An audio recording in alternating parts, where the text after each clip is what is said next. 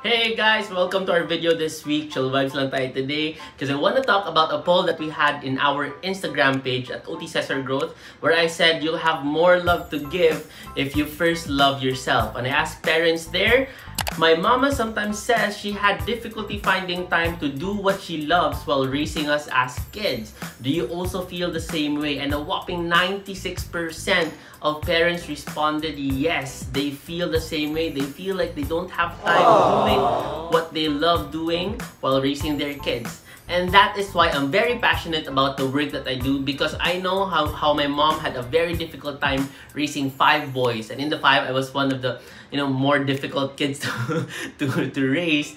And I want parents to have a more enjoyable, fun time while their kids are still growing up, as if I'm helping my mom while she was raising me as well. It's a Thursday, so it's time for another OTTTT, Occupational Therapy Tools and Tips Thursdays! And our tip for today is improving your child's communication and social skills while traveling.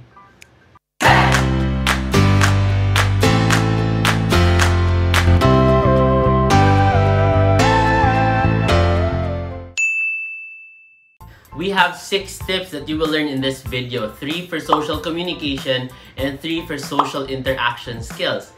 Alamin muna natin yung difference ng dalawa. For social communication, dito papasok yung verbal and non-verbal communication. So verbal yung words natin and how we combine words to form sentences. Si non-verbal naman, dito papasok yung eye contact, yung body positioning natin, yung gestures and hand movement that we use when we communicate. Si social interaction skills, on the other hand, dito papasok yung how we interact with other people. So how you make requests and invite others to play, how you initiate, maintain, and end a conversation, how you also share to other people about your emotions, your interests, and what you feel in that moment. Ang goal natin why we need to improve on our children's communication and interaction skills ay para mag-improve din yung pagkaroon nila ng relationships. This is very important when they make friends, when they relate with other people, and when they want to make a connection with people around them.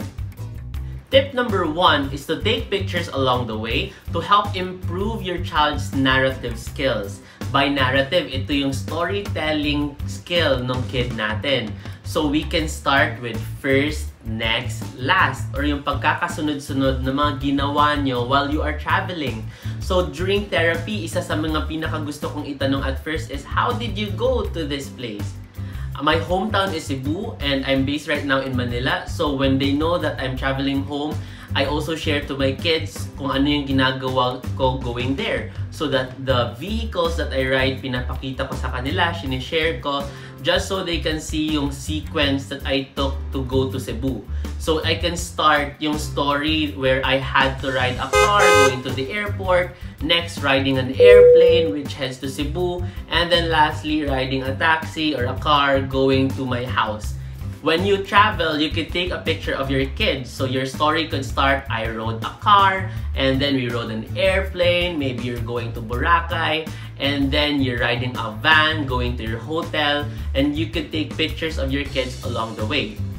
You could also print out the pictures of what you did, so instead of your child just describing what happened, they could move the pictures around and show to you this happened first, this happened next, this happened last, para mas may additional sensory input pa sila and a visual way of telling stories.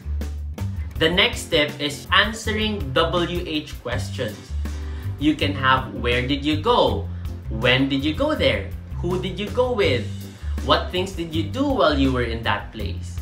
For this part, I love starting with animals with my kids. So I show them pictures of me with a jellyfish or a butterfly because it gets them really excited and catches their attention right away. When they're already used to that one, you can move to pictures with people because it builds an interest and a sort of social curiosity where they ask about other people, they can identify people in the picture, tell stories about them, about the things that they did in their travels, and have a starting foundation for their relationships. Our third tip for communication is to collect pictures to build your child's vocabulary. Now, I know we have a lot of flashcards, we show a lot of pictures to help build their vocabulary, but why not take pictures of things that they've actually experienced themselves? So when you go to a new place, you can take pictures of the food and the fruits that you encounter, maybe the vehicles that you rode, a jeepney in the Philippines, a tuk-tuk in Thailand, a gondola in Venice.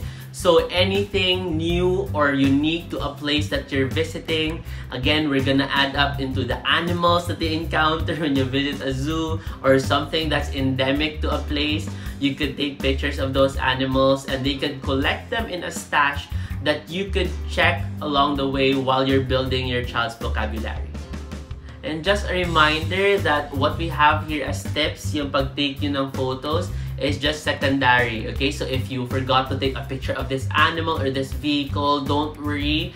Don't make the tips here your main goal for your traveling. Yung goal nyo pa rin, you have to remember, is to relax, have fun, and have a good time with your kids. Now let's go to tips for improving your child's social interaction skills. And tip number 4 in this video is to have your child observe people in their roles.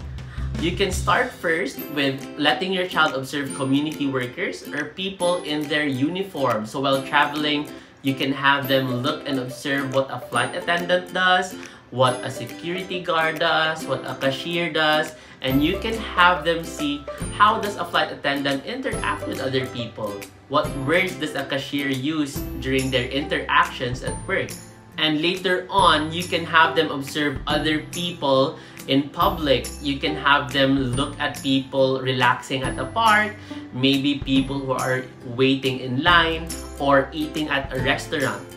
That leads us to tip number 5, which is to describe actions that people are doing. When we work on verbs and action words with our kids, madalas ginagamit natin yung cards or yung pictures that we have at home. Why not go out in public and then observe people in action? So you can point or you can just look together at a direction and say, oh, that man is walking his dog. That woman is eating at a restaurant. That boy is playing with a ball. With this, they can describe what other people are doing, which will be useful later on to your earlier goal of developing storytelling skills. And aside from describing what other people do, they could also describe what they are doing. Tip number 6, the last one, is to let your kids meet new friends.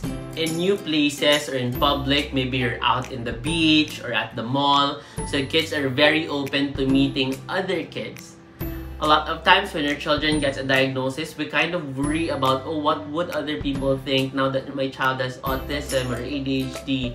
Now, before we worry about that, we have to remember that other kids don't really care about it.